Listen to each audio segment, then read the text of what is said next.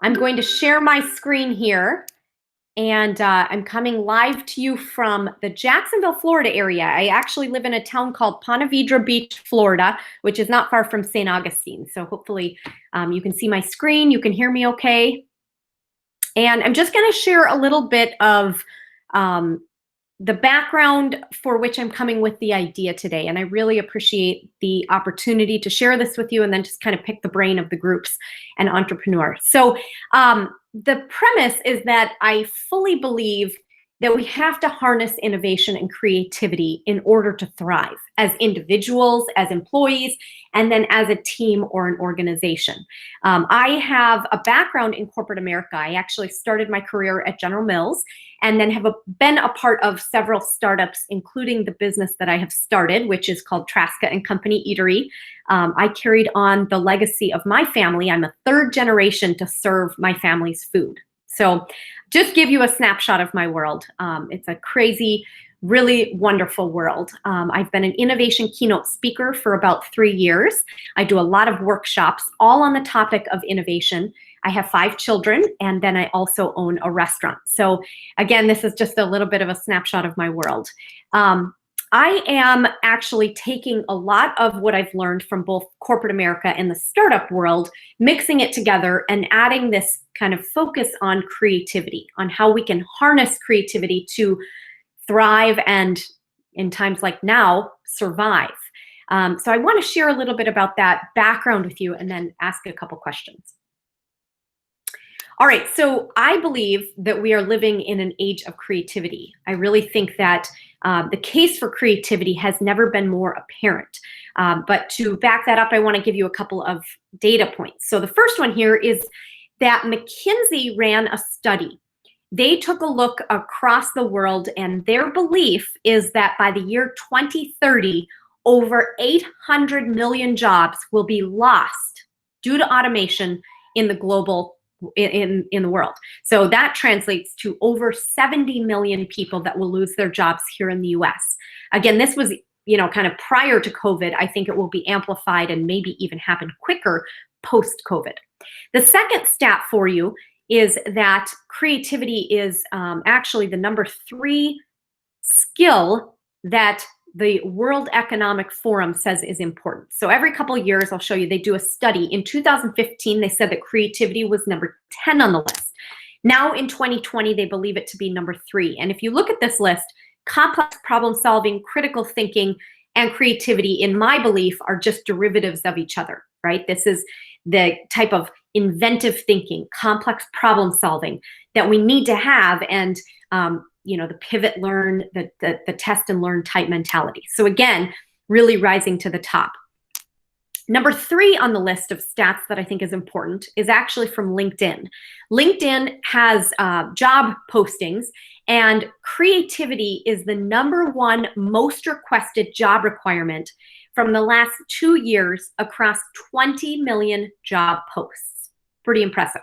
The 4th statistic is that IBM did a study across 60 different countries. They polled 1,500 global CEOs, and they found that, again, creativity rose to the top as the most important quality for their leaders. So again, if we look across this, again, the landscape is that creativity is important. It is growing in its importance. And creativity can be the thing that helps us as employees to rise to the top, and it certainly helps us as a business. The good news is that we are all creative. In fact, Harvard did a 6-year study where they looked across 3,500 different successful entrepreneurs, executives, folks like Michael Dell, Jeff Bezos, Meg Whitman, and they actually published a book. If you're interested in this topic, it's called Innovator's DNA. It's a tremendous book. But they said that as part of this, and I believe this as well, as human beings, we are all creative. We are actually hardwired for creativity. But along the way, probably well-intentioned parents have helped to thwart it, well-intentioned teachers, and then certainly corporate cultures help to suppress that natural creative instinct. The good news, again, this coming from this Harvard study, is that 80% of creativity is learned, meaning that we can practice it like we do any other muscle. If you want to learn how to golf, you practice the golf. If you want to learn how to play the guitar, you practice guitar. If you want to learn how to be creative, or if you're a leader that wants to build a culture of creativity amongst your team, you practice, you put tools in front of them and help them practice creativity. Again, this study showed that there are 5 common creativity traits amongst those most believed to be the most creative people on the planet. And so I'll share these with you. So the first one is association. This is linking seemingly unrelated items. What can insurance companies learn from hotels? What can higher education learn from users on TikTok? It's taking things that we might believe to be very different and mashing them up. What can we learn from other things? The second is observation. This is having really that intense, heightened level of awareness. We call it heads up time. What can we glean from the world? What inspirations can we find from trends? Not just that very productive heads down time. The third is experimentation. And I will tell you that the most successful innovators on the planet, the people that are thought of as the most creative, this is one of the things that sets them apart. They believe firmly that experimentation is a part of the process, meaning that failure is a part of the process. This is understanding that that type of pivoting is crucial to really building success, building businesses that can be profitable. Networking is the fourth, and this is not just, going to happy hour and handing out your business cards. Rather, this is bringing in divergent viewpoints. How can an artist, how can a professional athlete, how can a physicist come in with fresh eyes and look at our challenges and think of new ways to come at them? How can they help us to find solutions? The last is questioning, and honestly, I think children do this best. This is asking questions like why, what if, why not? This is having that insatiable curiosity to probe deeper, to ask the hard questions. One thing that I like to tell my clients and just folks in general, I think expertise is honestly our biggest enemy of innovation. When we know too much, when we continue to do things in the traditional manner, right, to stay in that same path, we oftentimes thwart any progress because we're not looking outside. So if we can bring in fresh eyes, if we can have fresh eyes ourselves, I think we can come up with our best and most powerful ideas. So just in summary, I think innovation now is probably more unprecedented than ever as being one of those critical, mission critical things that we can do to be better employees, to be better leaders, to be a better team or organization. Human creativity can be that most powerful source if we harness it, if we practice it. So that's what I wanted to share with you today. I'm taking what research I'd done, the innovation keynotes, the workshop materials, and I'm building a business. The firm that I was part of has actually folded. So now I'm on my own. And my question as I bring this to the 1 Million Cups team here today, what I'm struggling with is what creates urgency? What makes people sign up? What makes a leader say, yes, I understand this importance of bringing creativity and building this amongst my team, and I'm ready to invest. I think I have a lot of terrific materials, great tools. I think I can be an inspiration to folks, but I don't have yet that value proposition of what makes someone say, yes, this is important and I want to invest now.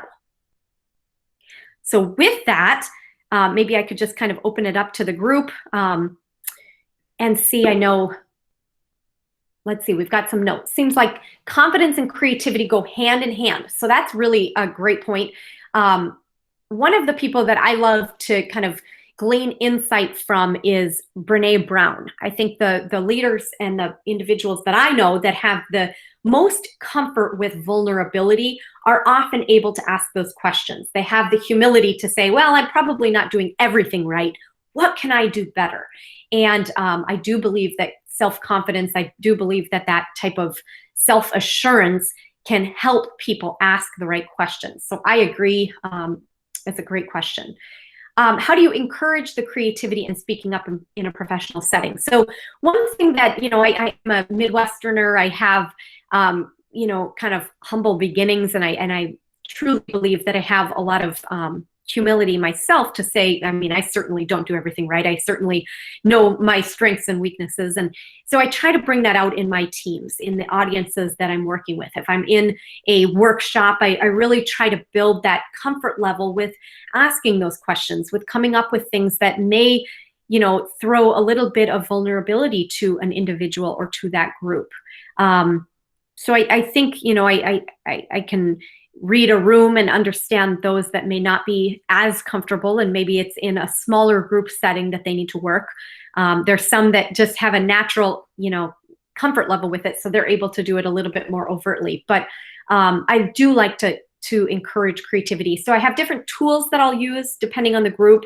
I have, a different way of interacting with folks that may seem like they're maybe not as confident or comfortable with their creativity.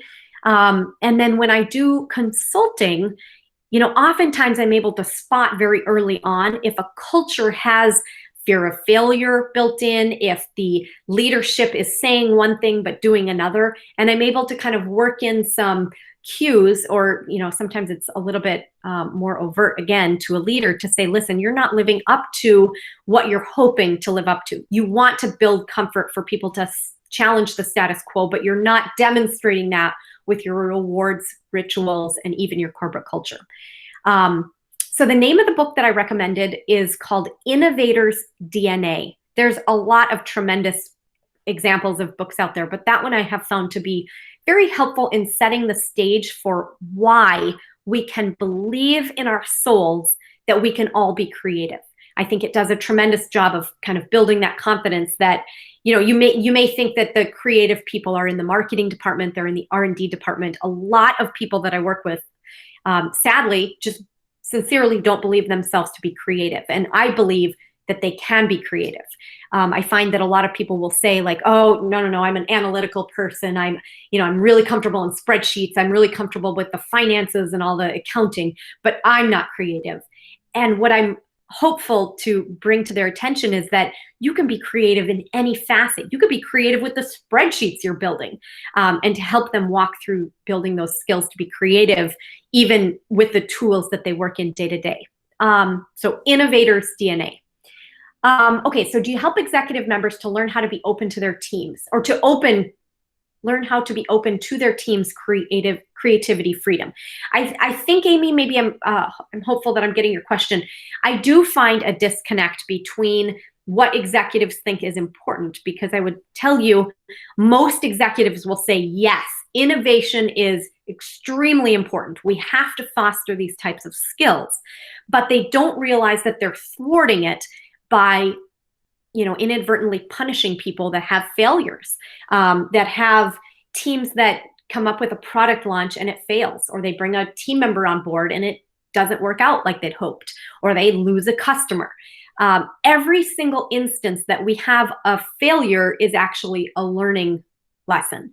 And if we can get that executive, if we can kind of coach them through building rewards and rituals that help to support failure, that's how we break down the disconnect. So I will tell you, there are some fantastic examples out there of companies that use failure as something that they reward, they herald it, right? They'll say, great, you proved exactly what doesn't work. We're giving you 2 weeks off, or we're giving you a paid vacation day, or we're going to put you on our wall of failure. And that's something that's successful within their organization. We just learned one new way of how it won't work.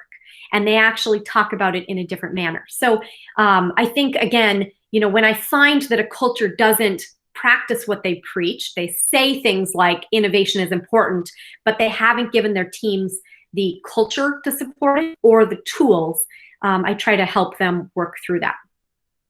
So exercises and activities. That is actually one of the things that I think I've been able to do very successfully, is give people very easy tools to be able to think of solutions in a different manner.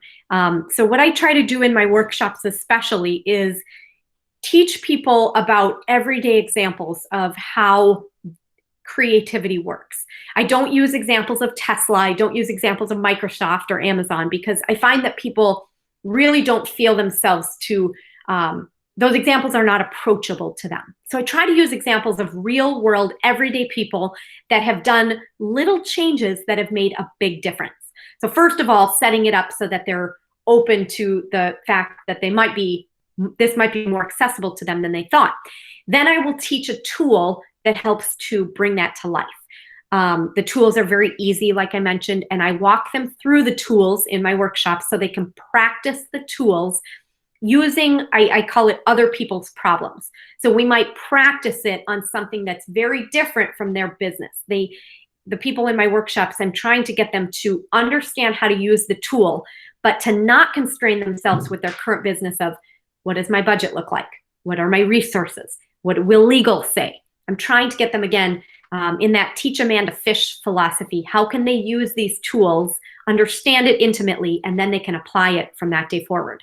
I also have, in a lot of the in-person workshops in the past, prior to COVID, where we've had more time. I might have had a full day with a team. We'll not only I teach them the tools, but then we practice together on their challenges, so they can walk away with hundreds of ideas after the workshop. So just one example might be, I like to use the borrowed idea.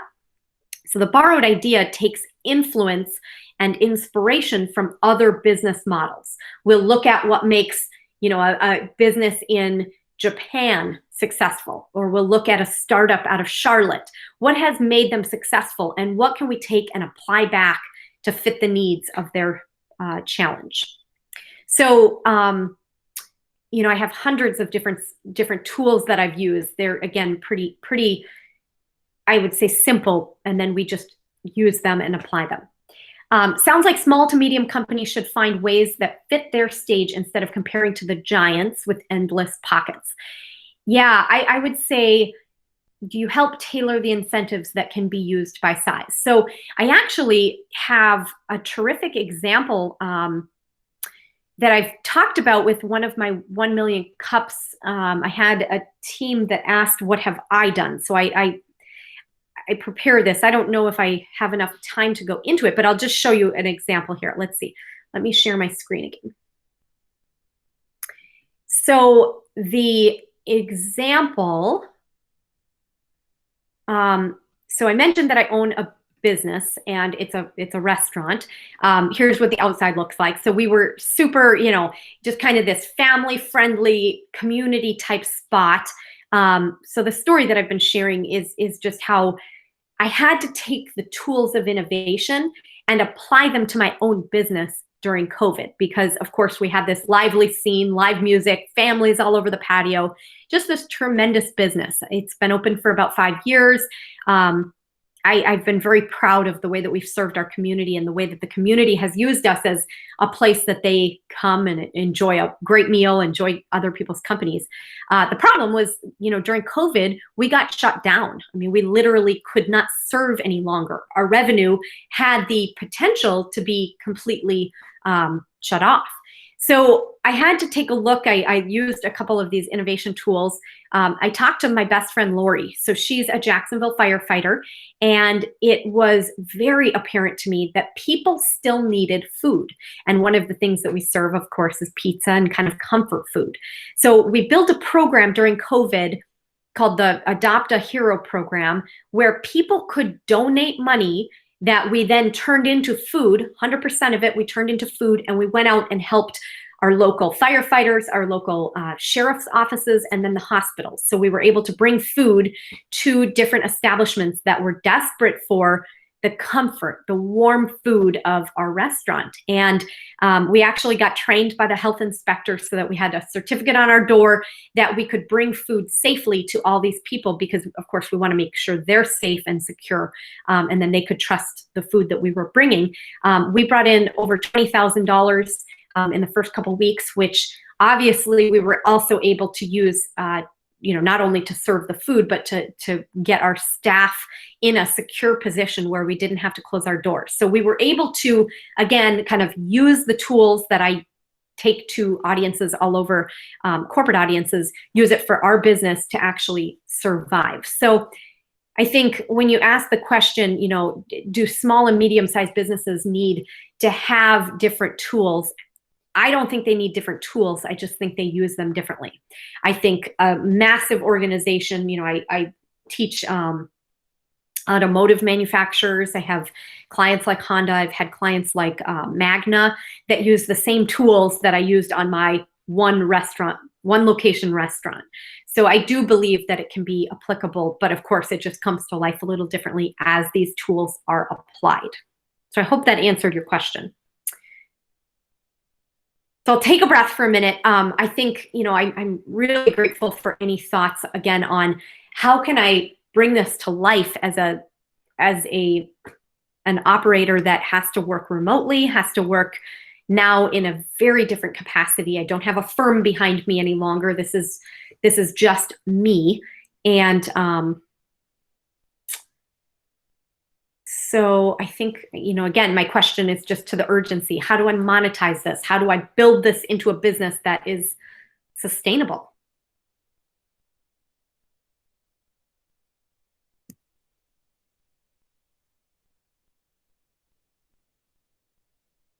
All right, I will put back up here. Let me just see. I know I'm toggling between, but if anyone has interest, so sarafrasca.com is the website that I've built. I obviously am on social media as well.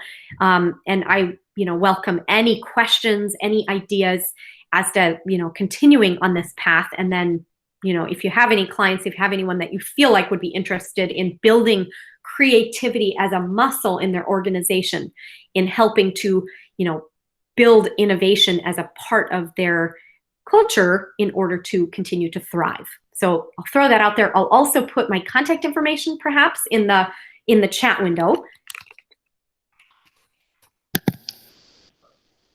Sara, we had one other question from someone in our live audience. Wonderful. So they asked, would you say the leader of a team is your target market? I am trying to think of who would need this service the most and who would be measuring its success. If it's the leader of a team, who is trying to empower their team? I'm wondering if I'm a leader of a team, are there inputs or outputs you could explain to me so I can envision what success looks like and what my team would look like afterwards? Yeah, that's great. I think this question, Peyton, is a little bit about the metrics, maybe the KPIs, that I feel like I can touch on, and that gets to the selling proposition. So that's a great question. I think leaders are, eager to have forward momentum. So the ROI of innovation is, it's a little bit harder to measure, but I think, there are companies, especially the foreign automotive manufacturers, who actually have in their KPIs how many ideas are brought forth per employee in a year and how many patents come forth per employee in a year. So if you look at like Subaru, Honda, Toyota, they will have in their KPIs, they want, I'm making this up because I don't know exactly what they are, but they want 42 ideas per employee and they want 3 patents per employee per year. That's on their KPIs. Now that may not translate to, a smaller, medium-sized business. It may, but it's not a typical KPI, but it could be. The other one that I talk a lot about is employee retention. When you have an employee base that is empowered to think creatively, to think of ways to foster growth, to think of ways to motivate the business in a new direction, when you're asking them to think critically, that's something that I think people are really empowered by, and that leads to a better retention. So, I can tell you that Honda has had, people that have engaged with materials that I've put out tenfold versus before I was involved. So I do have a couple KPIs, but I think, again, leaders are going to probably talk about innovation in terms of profitability, in terms of cost avoidance, things like that. And then HR or learning and development teams might talk about retention. So those are my kind of top metrics. Okay, great. Sara, one last question that we ask all of our presenters. What can the 1MC community do for you? Yeah, well, thank you for the question. I think, if anyone has further ideas, I mean, I would just welcome any input. If there are, folks out there that feel like they want to, engage in a brainstorm or need help, I mean, I'm always open to that. I spoke with another 1 Million Cup team that said, gosh, it would be wonderful if you could tie in kind of some of these stories of innovation that I've gathered and present it. So I'm going to probably try to schedule maybe a Facebook Live event. So I would say, if there's any interest in being a part of this, it would be completely free, but, maybe folks would have something that inspires them or gives them an idea of how they can do this in their own business. So just keep an eye out for my social media, because I'll definitely promote it prior. But yeah, so I think those are the main ways to help. But thanks for the question.